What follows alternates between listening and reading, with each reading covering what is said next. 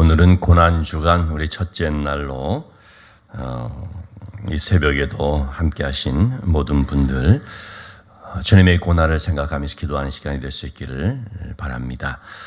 주님께서 나귀 타고 입성하신 그날을 종려주일로 우리가 어제 지켰습니다. 주님은 예루살렘 성으로 입성하셨습니다. 그때 많은 사람들이 종려나무가지를 흔들며 주님을 맞이하고 또 우리 오늘 본문의 말씀 좀 직전입니다만은 38절 말씀에 보면 이르되 찬송하리로다 주의 이름으로 오시는 왕이여 하늘에는 평화여 가장 높은 곳에는 영광이로다 하니 많은 사람들이 일반 무리들을 비롯하여서 제자들도 마찬가지로 예수님을 우리의 왕이여라고 이제 영접을 하게 되죠. 근데 이때 그들이 생각하는 왕이라는 것은 뭡니까? 좀 세상적인 왕이라고 할 수 있죠. 심지어 예수님의 제자들조차도 예수님께서 예루살렘에 가셔서 자리에 앉게 되시면 야고보와 요한의 어머니가 나와서 그렇게 말한 것처럼 우리 두 아들을 한 아들은 왼쪽에 또 한 아들은 오른쪽에 앉게 주시옵소서라고 말했듯이 참 사람들의 마음속에 예수님은 세상에서 높임을 받는 그런 왕처럼 어떤 왕권을 가지고 다스리는 그런 왕처럼 생각하는 것들이 있었던 거죠. 근데 예수님은 왕이시죠. 예수님은 왕으로 분명히 오셨습니다. 마태복음 2장 동방에서 온 박사들이 유대인의 왕으로 나신 이가 어디 계시뇨? 우리가 그의 나신 별을 보고서 찾아 경배하러 왔노라 라고 말했듯이 분명히 예수님이 땅에 왕으로 오셨습니다. 그런데 그 예수님은 어떤 왕입니까? 세상 사람들이 생각하는 그런 왕이 아니죠. 유대인들이 자기들을 로마의 압제로부터 해방시켜줄 정치적인 그런 메시아, 정치적인 왕이 아니죠. 예수님은 섬김을 받고 군림하는 왕이 아니었습니다. 예수님은 오히려 섬기시고 오히려 많은 사람들을 위해서 하나님의 뜻에 복종하시는 그야말로 이 땅에 오시는 왕이신데 평화의 왕이 되시는 그런 분이시죠. 겸손의 왕이 되시는 분이시죠. 자, 그래서 예수님께서는 예루살렘 성에 오셔서 예수님의 사역이 어떤 것인지를 이제 하나하나씩 좀 보여주시기 시작합니다. 첫 번째, 예수님께서 예루살렘 성에 오셔서 하신 첫 번째 일을 오늘 우리가 보게 됩니다. 두 가지 내용이 되겠습니다. 그 성에 입성하신 예수님께서 바로 어떻게 하셨습니까? 우리 41절 말씀입니다.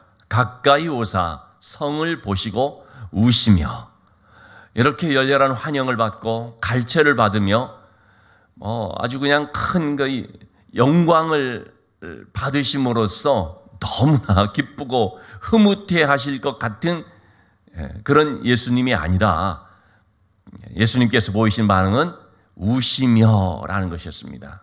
뭘 보고 오셨습니까? 성을 보고 오셨습니다. 예루살렘 그 성. 왜 예루살렘 성을 보시고 우셨을까요? 그 성 안에 있는 백성들 또 그 성의 이 모습들을 보시면서 너무나 안타까운 마음에 우실 수밖에 없었던 것이죠. 예루살렘 성은 한마디로 시온성이라 그래서 하나님께서 우리 가운데 있다. 하나님의 보좌가 마치 시온 산의 주변의 산들이 시온산을 이렇게 둘렀듯이 그렇게 하나님의 보좌가 둘러 있다. 말해졌던 또 그런 하나님을 찬양할 때 우리 시편의 말씀에도 계속 나왔던 그 시온성 그런 표현을 하게 되는 것이 바로 예루살렘 성이거든요. 무엇보다도 하나님의 성전이 자리 잡고 있는 그런 예루살렘 성입니다. 그래서 백성들은 이 예루살렘은 절대로 무너지지 않는다.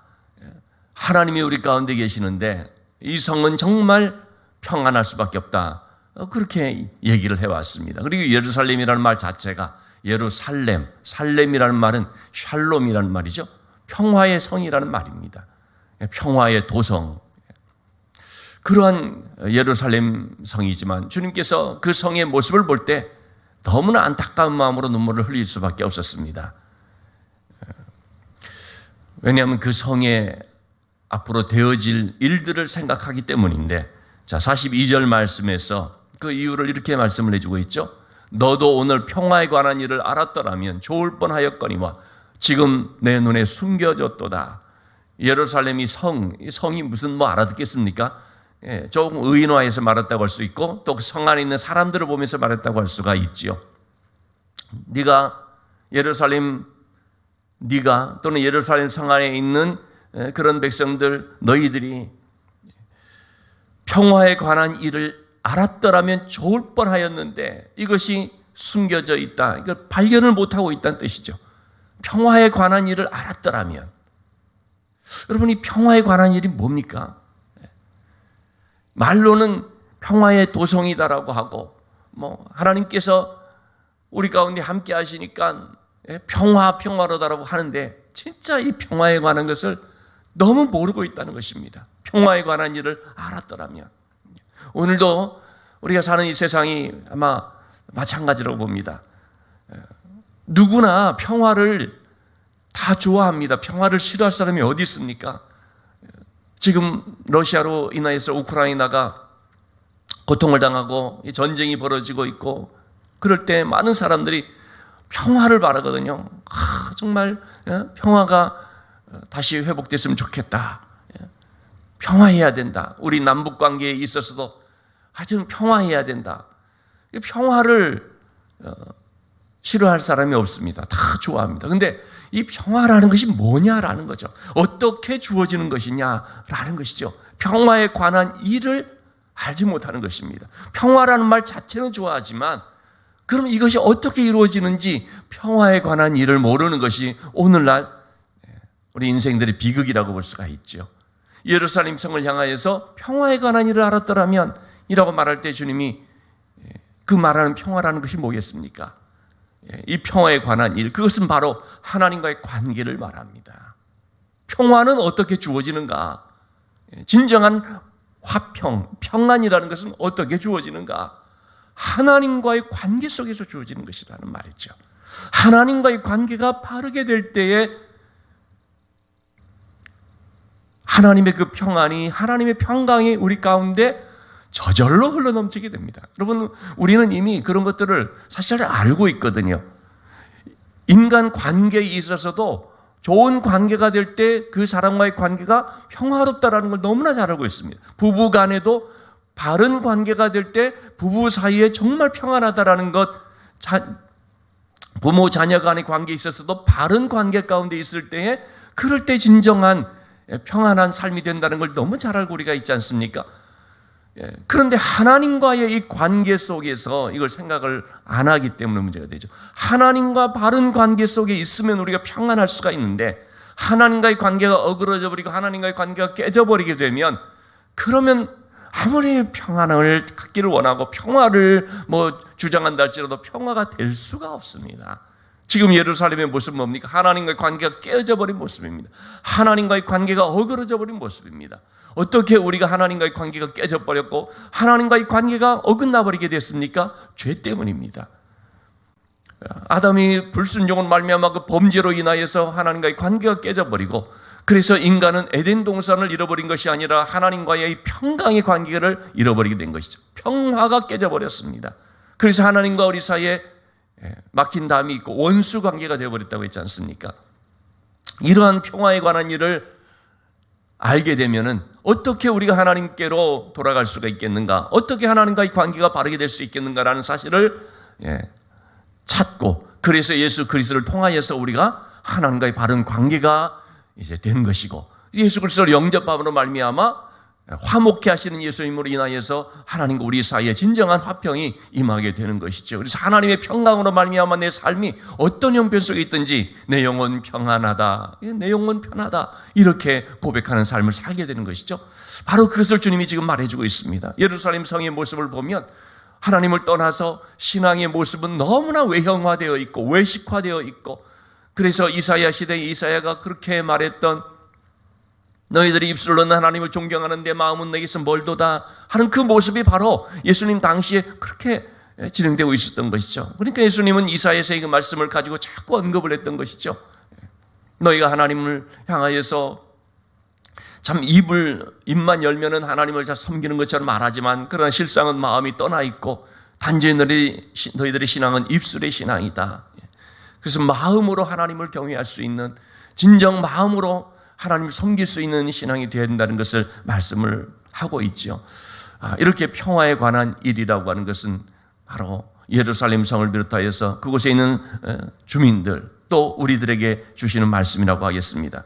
자, 그러한 것들이 깨져버리니까, 하나님과의 관계가 어긋나져 버리니까, 너무나 잘못된 신앙 가운데 있으니까, 입술로는 하나님 공경하는 것 같은데 삶은 완전히 불신앙 속에 있는 그들의 모습을 이제 보면서 44절 말씀에 또 너와 및 그 가운데 있는 내 자식들을 땅에 메어 치며 돌 하나도 돌 위에 남기지 아니하리니 이는 내가 보살핌을 받는 나를 알지 못함을 인함이니라 하시니라. 이제 그 예루살렘 성이 어떻게 될지를 주님은 예언해 주고 있는 것입니다.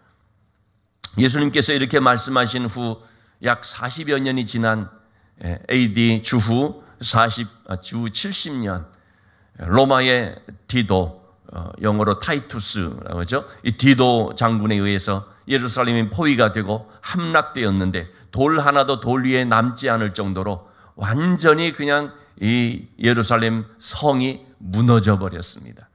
그때로부터 이 예루살렘 성이 함락이 된, 예루살렘 백성들을 그렇게 한 거거든요. 이 성은 처녀의 요새 가운데 있기 때문에 누구도 와서 무너뜨릴 수가 없다. 이미 바벨론에게 멸망당한 그런 사례가 있었음에도 불구하고 여전히 그런 어떤 좀 교만한 마음을 가지고 이 성은 끄떡이 없다. 그런 이 잘못된 그런 확신 가운데 있어 왔던 거죠. 근데 로마가 와서 완전히 무너뜨려 버렸습니다.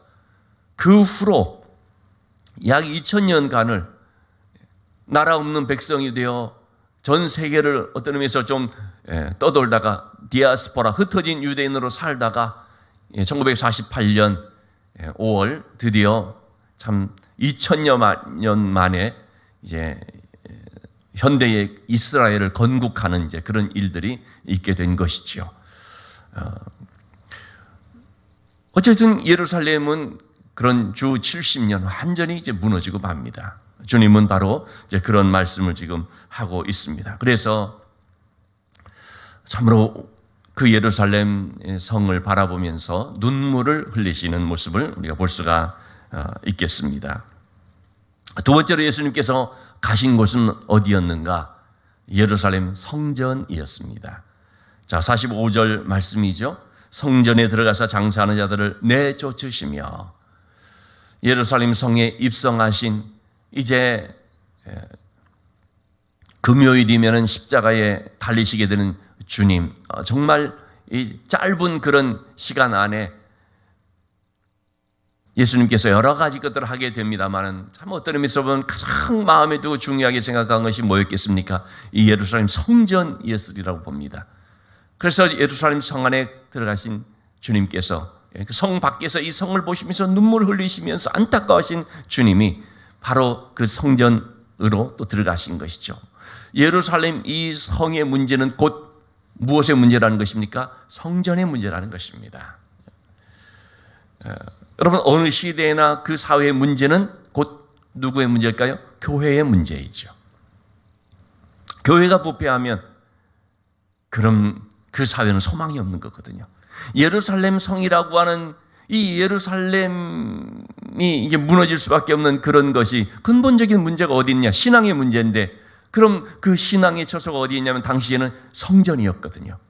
그러니까 예수님께서 성전을 가셔서 청결케 하신 것을 보게 됩니다. 우리가 마태, 마가, 누가, 요한에 다 기록된 것이 바로 예수님이 성전을 청결케 한 내용이죠. 그래서 좀 더 자세하게 기록된 부분도 있습니다만은 누가복음에서는 조금 간단하게 이제 소개를 하고 있죠. 성전을 청결하게 하는데 먼저 장사꾼들을 내어 쫓습니다. 성전이 어떻게 되어버리느냐? 두 가지의 모습을 말해주고, 첫째, 성전은 장사꾼 분들의 터가 되어버렸다 하는 것이고, 두 번째는 뭡니까? 강도의 소굴이 되어버렸다 하는 것이죠. 이 성전이 보니까 완전히, 왜냐하면 이런 그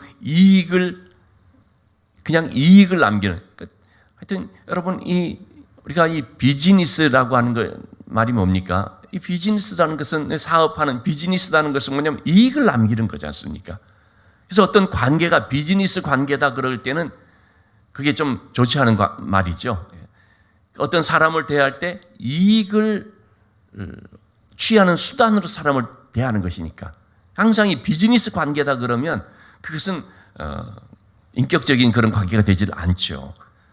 그런 점에 있어서 이 성전이 비즈니스적인 그런 비즈니스 사업 장사하는 그런 자리가 되어버렸다 하는 것을 말하는 거죠.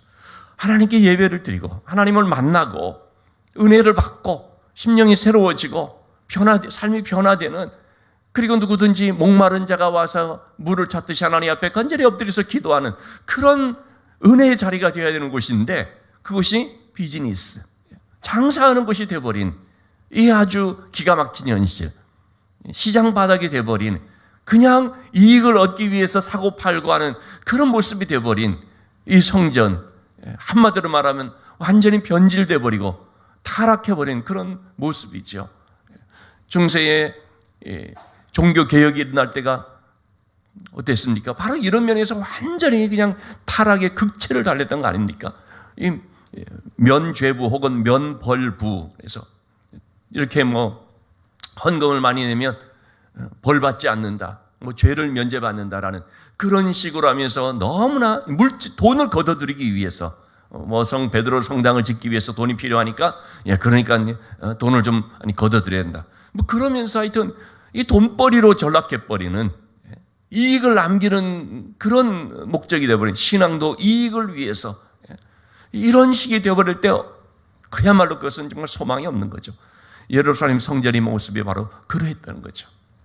그래서 첫 번째 모습은 보니까 완전히 그냥 돈밖에 모르는, 돈만 걷어들이려고 하는, 이익을 남기는 그런 모습이었고, 두 번째는 강도의 소굴이라는 표현을 쓰고 있지 않습니까? 46절에 뭡니까? 이익을 나누는 것이죠.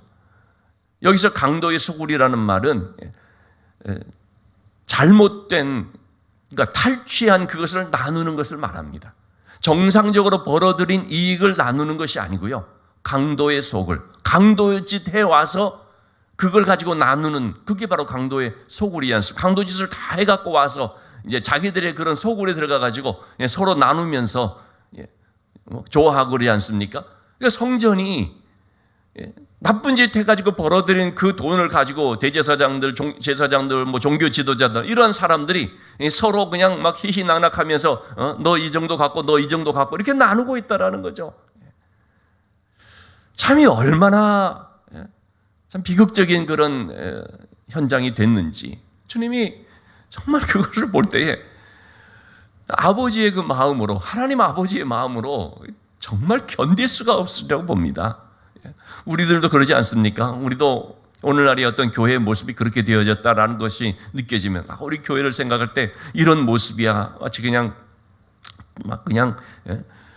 막 돈만 걷어들이려고 하고 그걸 또 그냥 우리끼리 서로 나누려고 하고 그런 식의 모습이 되어졌다 싶으면은 참 진짜 마음이 정말 힘들어서 견딜 수 없으리라고 봅니다. 신앙의 양심을 가지고 있는 사람들이 보게 되면은 진짜 정말 눈물 쏟으면서 기도할 수밖에 없는 모습일 것입니다.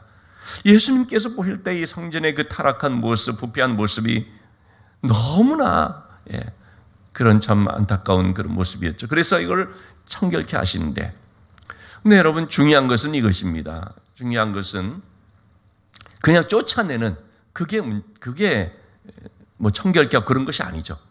본질을 회복하는 것이 청결케 하는 것입니다.